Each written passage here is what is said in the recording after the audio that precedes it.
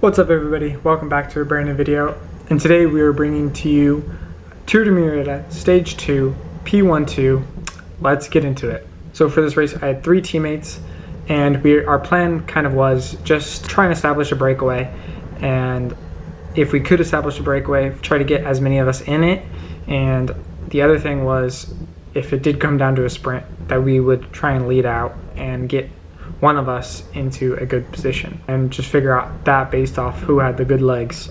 I had already done the 2-3 race, so I was kind of figuring that I would not have the best legs and I would have to be part of the lead out. So I was already pre-committed to that, and we'll kind of see that throughout this in some of the actions that I do. So let's get to the first attack of the day. My teammates had already previously attacked, but I kind of was trying to capitalize on the race being slow. So I kind of see this group going up the road through the trees, and I take the yellow line to try and bridge up to them, and I just go pretty hard. I just see that the group is kind of sitting up, so I kind of make a mistake in that, but I just kind of half commit and go past them and use enough energy to where I think that I can just kind of get a little bit of a gap and see if anybody wants to bridge to me. But this is this isn't the best place to attack because it is so fast and the group can just surge behind you and get right back up to your wheel.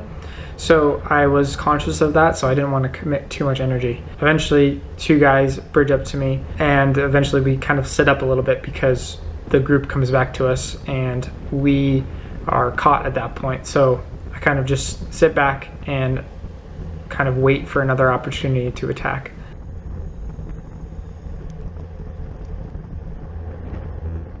So onto this next opportunity to attack, I kind of take the chance to move up on the outside. There's a lot of chances to do this. The wind wasn't particularly strong.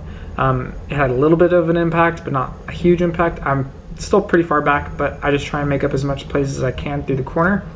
And I just try and use my energy efficiently going through this straight to try and move up positions. And you can see a big Legion train and Blazers all up to the front, just trying to keep it compact. And I can kind of see the group slowing down a bit. So I decided to put in a pretty good effort. I used one of my sprinting matches to try and surge through this corner. And corners are a big factor for me to get a gap, because you can always try and take it a little bit faster than everybody else and get a couple seconds of gap and hope that they don't react fast enough.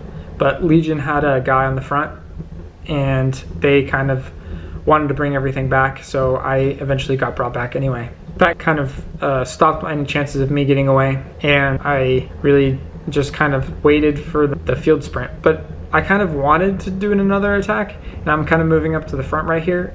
But eventually I kind of just figure there's not really a point anymore because we're already getting past the halfway point and Legion has tons of guys to pile on. So nothing's really going to go. I'm just going to sit in, try and be in good position and try to help out my teammates. So who's the main sprinter for our team? For this race, it's Austin.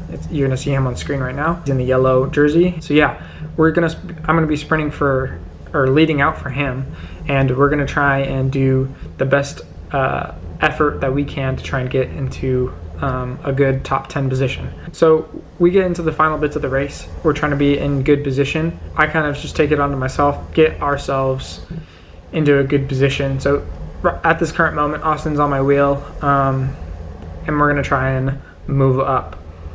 So I see a little opening on the left. I take it. Yeah, so I just try and bring Austin up pretty smoothly and efficiently. I'm doing a lot of the bulk of the work because I'm in the air. I'm in the open air, so he's getting a lot of draft behind me, and I'm making sure that he's behind me at all times.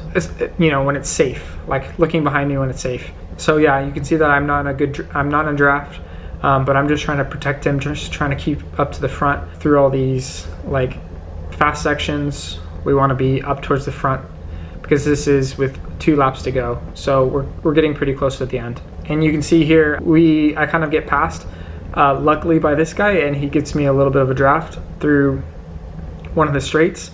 But we're also kind of getting swarmed because it is starting to slow up a little bit. Legion is starting to take the foot off the gas a little bit. So we are losing a little bit of position. So I decided to kind of try and go on the inside and try and take positions that way and move up on the outside of this coming corner.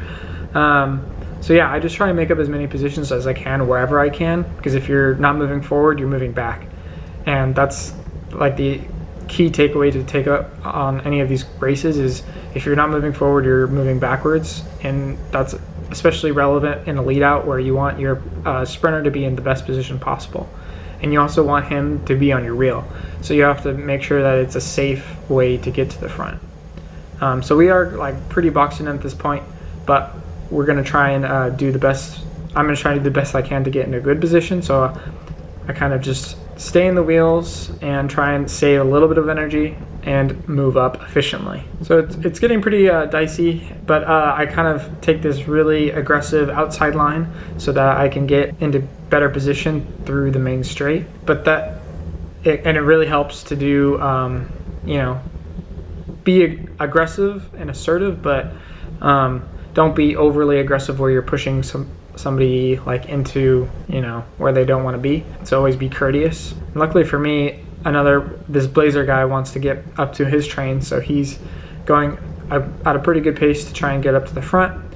And so we're eventually going to make our way to the front. Going through the next corner, this corner we are pretty close to the front because we're just slowly moving up and putting ourselves in the right position for all these right things to happen. So we can see SoCal train, we can see Blazer's train, and then kind of everything kind of opens so where I can see Corey's wheel. So I want to be on Corey's wheel at the end of the day. Corey's wheel is the wheel to be on, and we really just, because he's the main sprinter that you want to really be contesting if you want to be on the podium. You won't really want to be on his wheel, if not in front of him. In front of him is like probably key, but given our train, only 2 guys, so we don't really have a competing train to be in front of him. So the best case scenario is get the sprinter on his wheel with like a couple corners to go. So that's the goal. But not all plans come together like that. So I'm just going to try and hold this position as best I can, because wherever Corey is, you kind of want to be, especially because of how many Legion train guys there is right in front of him. And there's also Blazers to the left and then more guys to the right. So it kind of looks like a big pack, but I know I'm in a good position because this is where Corey is. So I'm right alongside another Blazers guy, and I just kind of make my way on the outside, and I make my presence known. I just kind of touch his hip with my elbow, and not an aggressive way at all. I just make it so that he knows that I'm there and so that I don't get pushed into the dirt. This wasn't a way for me to like aggressively get him off the wheel, but this is just to show that I'm there and that I kind of need to be shown, the same level of awareness. So that's always good to kind of do and not be super aggressive. So I'm right back on on Corey's wheel, and that's exactly where we want to be. It's starting to get fast. Yeah, so we're just trying to hold on for this last little portion of the race. We only have a few more corners to go, so pretty much my job will be to get him into the last corner, and then job is done. But I have to get there first. So a bunch of these Blazers guys were kind of getting in the way of me and Corey's wheel, but you kind of just have to do the best you can and just get into the best position you can without using so much energy. So I take this corner really hard again, but this guy, the Legion guy, is already falling backwards, and so I have to do a big effort to try and get around him and get back onto the wheel of the main pack that's sprinting away right now. So I have to get back, bring Austin back to the group, and get into good position. So we're kind of getting swarmed a little bit, but we're still pretty good position because you can see Corey's right. He's moving up a little bit, so we're kind of moving a little bit further out of position. But we are still in okay position. Hot Tube Strain's moving up. We got Solar Rider on the left.